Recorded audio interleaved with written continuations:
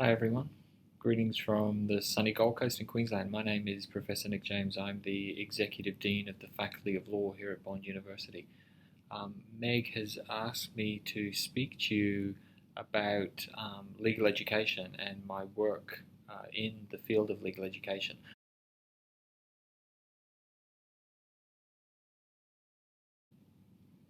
So I've been researching and writing in the field of legal education for about 17 years now. I've always very much enjoyed the process of teaching the law, and so when I was enrolled in my Master of Laws and it was time for me to start writing some research papers, I thought it would be interesting to write some papers about the teaching of law. Um, I think one of the most important things that we learn at law school is how to think like a lawyer, how to think deeply and critically about certain issues, how to be able to separate the relevant from the irrelevant, and to think in a very structured, meticulous, disciplined way about things. So as legal practitioners, we use this ability to think like a lawyer in relation to our clients' particular problems. And as academics, we take that ability to think deeply and critically, and we apply it to sort of broader, more general legal questions. So what I wanted to do was to take that ability that I had developed as a law student and as a lawyer and apply that to the process of teaching law itself, to think deeply and critically about legal education. I've been doing that ever since then. I've thought about various aspects of the teaching of law and the assessing of law students, and I've thought deeply about the process of legal education generally and what it's supposed to be all about. I'm still very much enjoying thinking and writing in that area, and I intend to continue doing this for many years to come.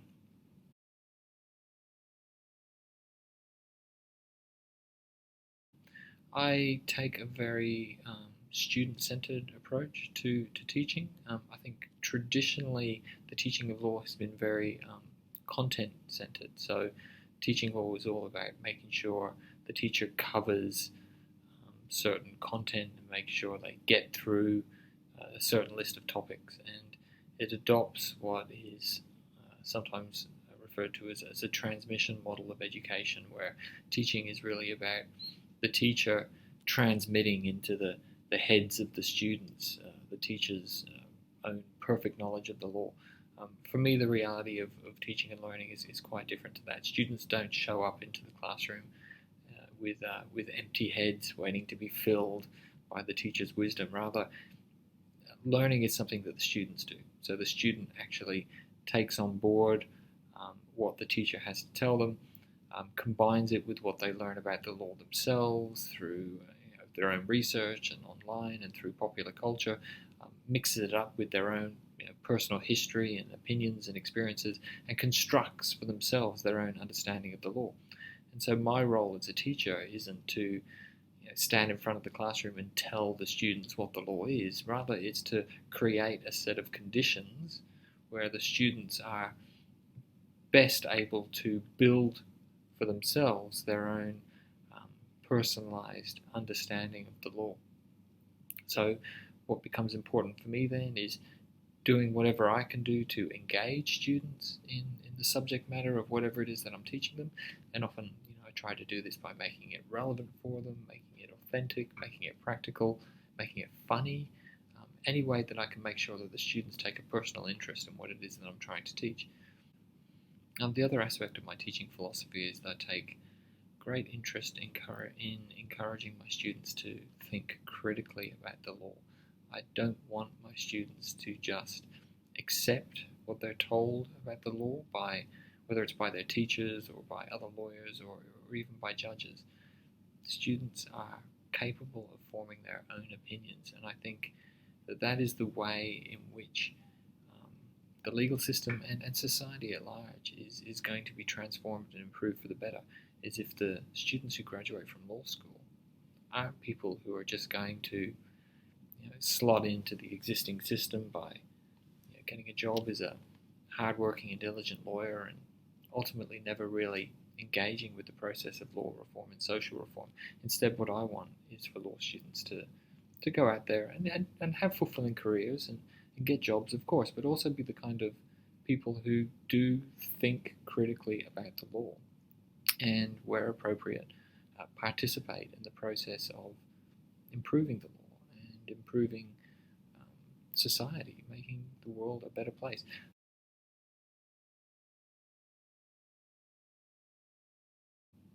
I wrote my PhD about 12, 13 years ago, and I actually wrote my thesis on the topic of key trends in legal education. So what I did was, and I'll try and say this really briefly because when people start talking about their PhDs, they can waffle on for hours, but I'll give it a shot. So what I identified was 6 key trends. I use the term discourses, but let's call them key trends in Australian legal education over the last few decades. So here they are really quickly. And some of these, you'll recognize many of these. So the first one was doctrinalism. So this is the approach to the teaching of law that emphasizes legal doctrine. It's the idea that the purpose of legal education is for teachers to teach students a correct understanding of the law. So it's about looking at the rules, the cases, the legislation, and making sure that the students understand the doctrine correctly through formal assessment of their understanding. That's the dominant approach to teaching law that I was subjected to as a law student in the 1980s. It was really a very dry technical analysis of legal rules and doctrines. The second key trend is vocationalism, which is emerging into a position of dominance in the last few years. And vocationalism is the idea that learning the law is about much more than learning the rules. It's about developing practical skills so that the students can leave law school and become lawyers. So legal education is at heart the process of creating the next generation of lawyers, and as such it's essential that they be taught practical skills as well as an understanding of the rules. The third trend in legal education that's been around for a very long time is liberalism, the notion that legal education is a university education, and therefore the role of the law school should be about much more than preparing the next generation of lawyers. It's about providing the next generation of citizens with a broad liberal education. So that includes not just doctrines and legal skills, but also legal history, legal philosophy, about the relationship between law and society, law and politics, law and culture, and so on. So here the emphasis is upon a broad contextual approach to the law rather than a very narrow specialist approach. The fourth sort of trend in legal education that has only emerged in the last few decades is what I call educationalism. It's the somewhat novel idea that teaching the law is ultimately a form of teaching, and that therefore law teachers need to be much more than just experts in their particular area of law. They need to be good teachers, and as such they should engage with the scholarship of teaching. They should read about how to be and learn about how to be good teachers. Many of you might be thinking, well, duh, of course they should be good teachers, but it's still the case that in order to be a law teacher at an Australian university, you only need a law degree. You don't actually need to have ever been taught how to teach. You don't need an educational qualification. Some of you might be thinking right now, oh, that makes sense. That explains a lot about that very boring lecturer that we've got.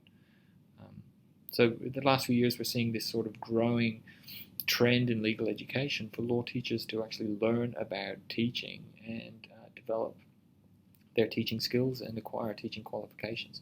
So there's a growing body of scholarship that tries to apply the principles and theories of education to the teaching of law. The fifth trend, remember I said there were 6, so the fifth trend in legal education in the last few years is what I've called corporatism, which is the idea that the law school is essentially a business, and students are essentially paying customers, and that it's the obligation of the law school to provide their paying customers with a high quality product. So law teachers become employees within an organization that is closely managed by administrators who use their policies in order to ensure that the quality of the product is maximized and the customer satisfaction is maximised as well in order to attract new customers, new students to the business of the law school. And the sixth and final trend in legal education, another one that's been around for about 50 years or so, is what I've called radicalism. And this is the idea that the role of the law school isn't just to teach the law or prepare the next generation of lawyers. It's to actually teach the students how to engage critically with the law in order to reform and ultimately improve the legal system and society. And you'll notice that my legal philosophy that I was talking about earlier obviously contains some elements of radicalism.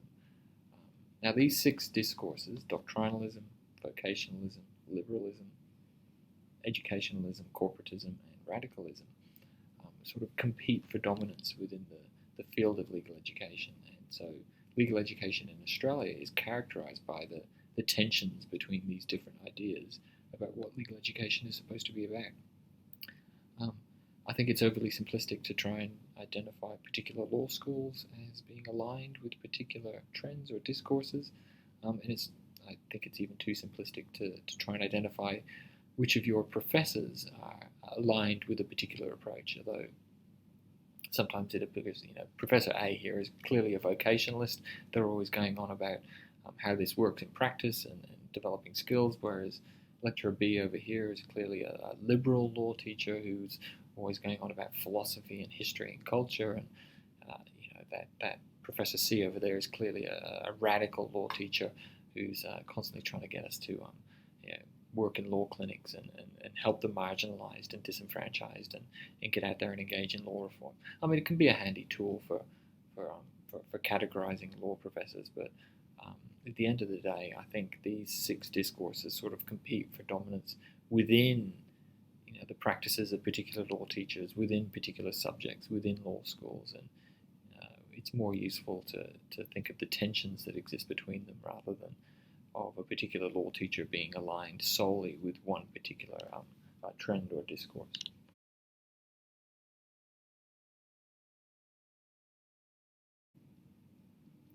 I think the skills that people learn at law school are enormously useful, regardless of the career that all student goes into. Yes, a lot of law students become lawyers, and of course their knowledge of the law and the practical legal skills that they acquire at law school are going to be useful, but the stuff that we teach at law school, the ability to engage in very disciplined and structured reasoning, the research skills, the amazing written communication and oral communication skills that we develop, the ability to remain calm and cool and rational when everyone else around us is losing their heads and starting to panic, the ability to look at an enormously complicated problem and identify what exactly it is that needs to be done and the next step that needs to be taken. These skills, which by the end of law school, and once you practice for a few years, become almost second nature. These abilities are enormously valuable and enormously useful in a very wide range of potential careers. So, I think this is why the law degree has become a very popular degree as part of a dual degree program for people who are planning any one of a range of different careers, because the law degree gives you not just an understanding of the system and how it works, but a set of skills that are going to pretty much guarantee your success no matter what it is you choose to do. Go law. So thank you very much, everyone. I hope you've heard something useful today, and perhaps one day I'll be able to come and visit and meet you in person. Thank you very much.